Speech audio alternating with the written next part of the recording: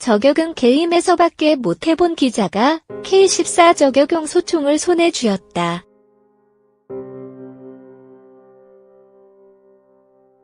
(85m) 거리에 놓인 표적은 7.62mm 기관 총탄과 5.56mm 소총탄 탄피.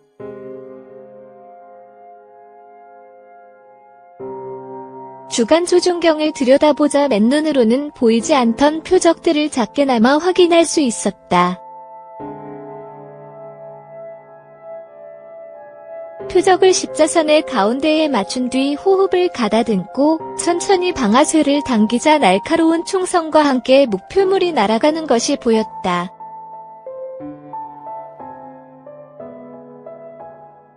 재장전과 함께 연달아 두 발을 더 쏴 총 3개의 목표를 원샷 원킬 하는 데 성공했다.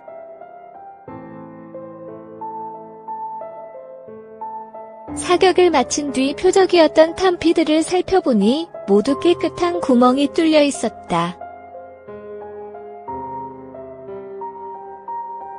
탄탄한 기본기를 갖춘 우리 군의 저격용 소총 K14를 살펴봤다. 역사 업체 주도의 저격용 소총 국산화 유명 저격 소총 비교해도 손색 없어.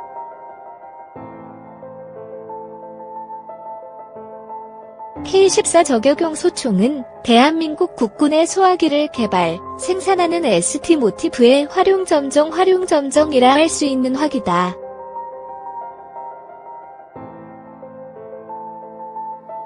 ST 모티브의 박문선 특수사업본부장은 저격용 소총은 특별한 목적을 수행하기 위해 최상의 성능이 요구되기 때문에 총기 제작사 입장에서도 높은 기술 수준을 갖춰야만 개발, 제작이 가능하다면서 지금까지 ST가 권총과 소총, 기관단총, 기관총, 40mm 유탄기 관총까지 우리 군에 필요한 모든 구경의 소화기를 만든 가운데 정점을 찍은 것이 K14라 할 수 있다고 강조했다.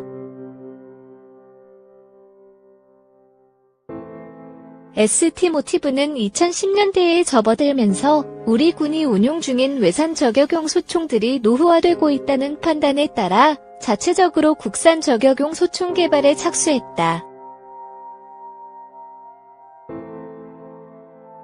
일단 ST 모티브는 현용 총기의 단점을 보완한 국산 저격용 소총을 목표로 해병대와 육군의 저격용 소총 운용 인원들과 인터뷰를 하고 해외 방산 전시회 참석을 통해 세계적 트렌드를 확인하며 기본적인 콘셉트를 잡아나갔다. 이어 해병대에서 도태된 지그의 SSG-3000 저격용 소총을 분해해 볼 수 있는 기회를 얻어 볼트 액션 저격용 소총의 구조와 특성을 파악했다.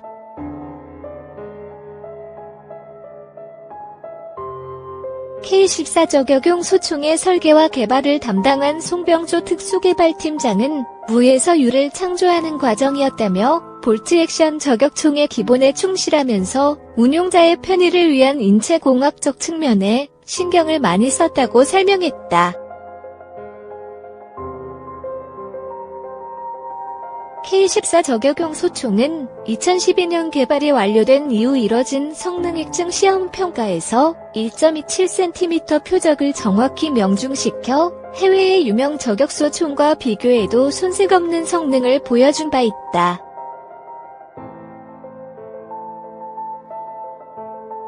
(2013년) 연말부터 전력화가 이뤄졌으며 2017년 수입에 의존하던 주간 조준경과 탄약의 국내 개발이 완료돼 전체 체계의 100% 국산화를 달성했다.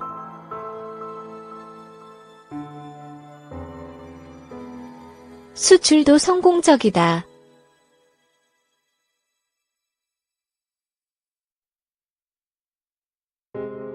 우리 군에 납품한 수량보다 더 많은 양이 해외로 수출됐다.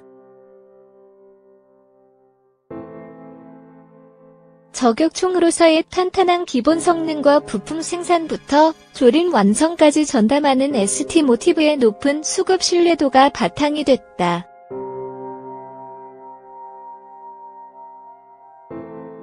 특수영업팀 조현옥 차장은 저격총은 다른 총기와 달리 높은 기술 수준과 신뢰성을 요구한다면서 K-14는 대한민국 국군이 채택했을 뿐만 아니라 수출된 물량도 실전을 통해 좋은 평가를 받고 있으므로 향후 전망이 밝다고 말했다. 특징 명중률, 신뢰성, 편의성, 탄탄한 기본기 총기, 조준경, 전용 탄약 3일체.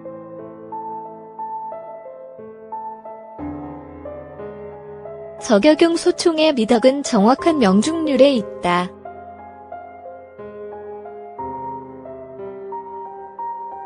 이를 달성하기 위해서는 정밀한 총기와 조준경, 전용 탄약의 3일체를 이뤄야 한다. K-14 저격용 소총 역시 명중률의 세계적 기준인 1모어 미너 더브 앵글을 기본적으로 만족한다. 1모어는 배가드 91.4m에서 1인치 2.54cm 지름의 표적을 명중시킬 수 있다는 걸 의미한다. K-14 저격용 소총도 명중률의 핵심인 총열의 정밀도를 높이기 위해 내마모성과 내열성 등을 높이는 공정을 추가했다. 또 총열이 고정되는 부분 외에는 총기의 어느 부위에도 닿지 않는 프리플로팅 방식도 성공적으로 구현했다. 총열에는 6개의 홈이 있어 열을 발산하도록 했으며 소형기는 운용자의 위치가 쉽게 발각되지 않도록 화염을 최소화하는 형태로 디자인됐다.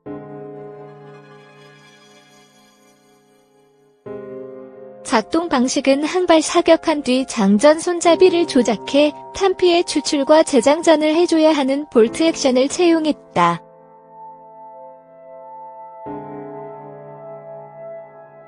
볼트 액션 방식 자체의 구조가 단순하지만 무게 감소와 신뢰성 향상을 위해서 부품 개수 하나하나까지 신경을 썼다.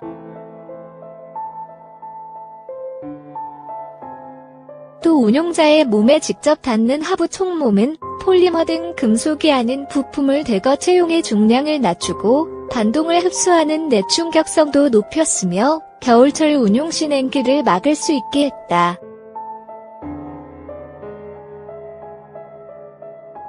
방아쇠 압력도 일반 소총에 비해 굉장히 낮게 조정돼 있다.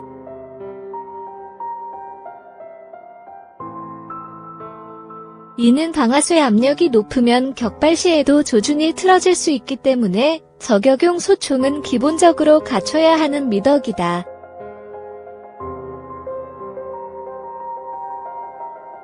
K-14의 방아쇠 압력은 조절이 가능하지만 특전사 등 전문 부대가 아닌 일반 육군 부대에는 1.3에서 1.6kg으로 조절에 출고한 뒤 재조정을 권하지 않는다.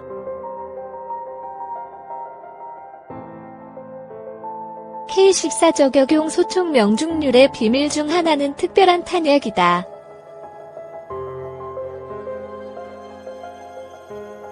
구경은 K-12 기관총이나 M60 기관총과 같은 7.62mm이지만 정밀한 사격을 위해 완전히 별도로 제작된 탄약을 사용한다.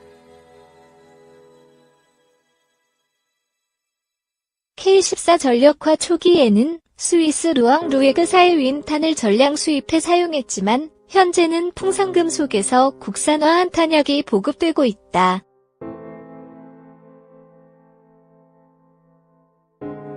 K-14를 위한 저격용 탄약은 탄두의 표면 가공이 굉장히 매끄럽게 돼 있어 사격 후 탄두를 감싼 동동이 열에 의해 총강에 남는 동피가 거의 발생하지 않는다.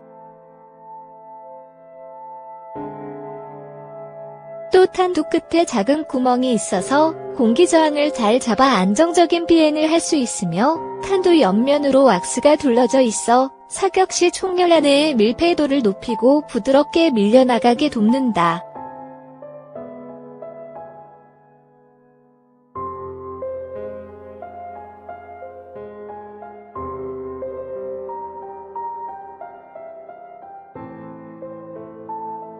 최병조 특수개발팀장은 소유군에서 일반적인 7.62mm 탄을 쓰는 부대도 있는데 정확도가 분명히 하락하며 총열이 마모돼 분산도도 높아지므로 총기의 수명과 임무 완수를 위해서도 정해진 탄을 써야 한다고 조언했다.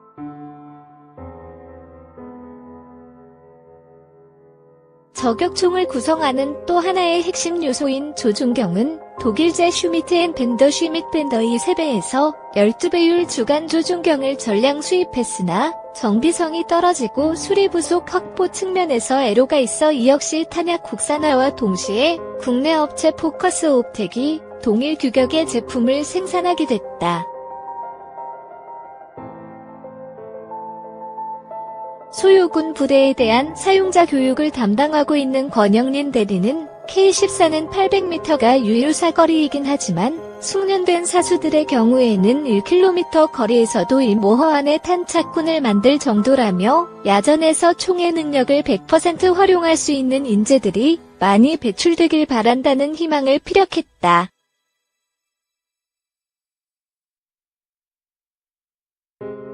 사용 특급전사 인증받은 시력 1.0의 비흡연자 선발 사격술은 기본. 저격 임무의 핵심은 침투.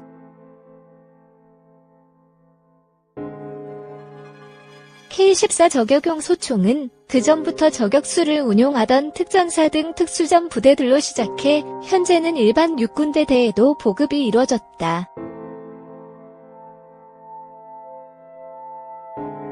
육군부대의 저격조는 부사관인 저격반장과 병사인 관측수 2인으로 구성된다.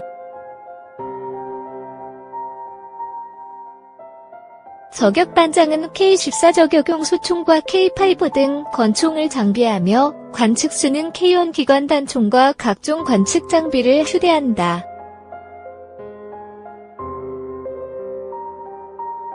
관측수에게는 K14가 직접적으로 주어지진 않지만 유사시 관측수도 저격 임무를 수행해야 하기에 K14 사격 훈련을 하며 개인 명점도 갖고 있다.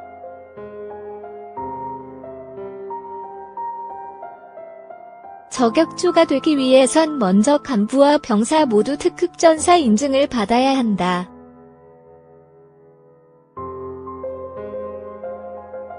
또 시력은 1.0이 넘어야 하며 비흡연자 위주로 선발이 이뤄진다. 육군 11사단 윤경원 하사 저격조장은 담배 냄새는 침투가 생명인 저격수들을 적에게 노출시킬 수 있으며 담배를 피우지 못하는 상태에서 장기간 침투 시 금단 현상으로 집중력이 흐트러지면 임무 수행이 불가하기 때문에 비흡연자를 뽑는 것이라고 설명했다.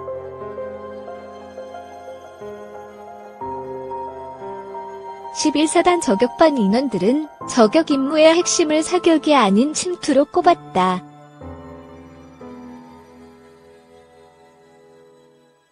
실제 평소에도 상급부대로부터 주요 목표물에 대한 지침을 받으면 망선에 담아 인증샷을 남기는 침투 위주의 훈련이 이뤄진다고 한다.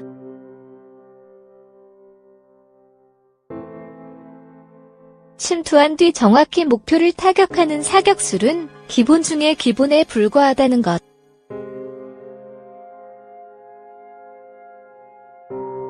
윤 저격조장은 저격조는 산악지형을 활용해 도보로 침투를 실시하고 목표물로부터 1km가량 떨어진 거리부터 포복을 시작한다며 적들과 가까워질수록 한 번 동작을 취할 때 몇 cm만 움직이는 은밀 포복으로 전환된다고 침투 과정을 설명했다.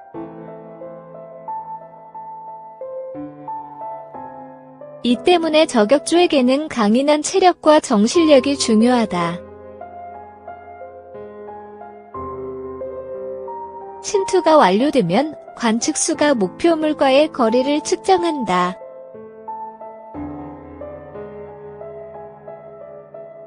표적이 400m 이내에 있을 때는 바람의 영향이 미미하나 그 이상 떨어져 있을 때는 풍향과 풍속을 측정해 재원값을 산출한 뒤 사격이 이뤄진다. 침투 시범을 보이기 위해 윤경원 하사, 박시아 상병으로 구성된 저격조가 K14가 들어있는 하드 케이스를 열자 푸짐한 액세서리들이 눈에 들어왔다.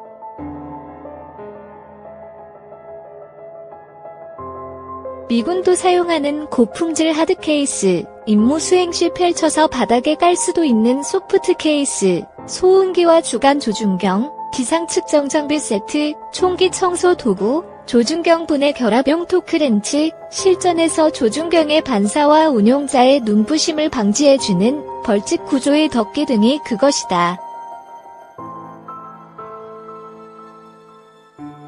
액세서리들은 모두 K14 구매 시 함께 제공되는 것들이다. 이중 소음기의 경우 장착했을 때 10dB 정도 발사 소음을 줄여주는 역할을 하는데 영화와 달리 소음기 장착 후에도 실제 총성은 K2 소총의 그것과 비슷한 수준이라는 느낌이다.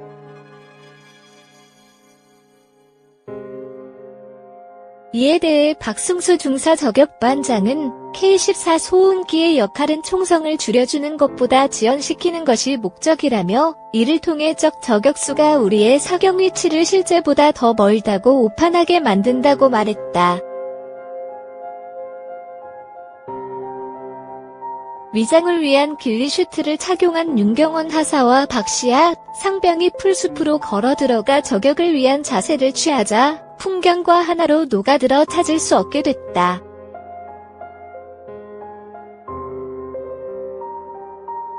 한여름의 뙤약볕 속에서 두꺼운 길리슈트를 두른 후에도 표적을 향한 집중력으로 이들은 미동도 없이 은신하고 사격하는 절차를 선보였다.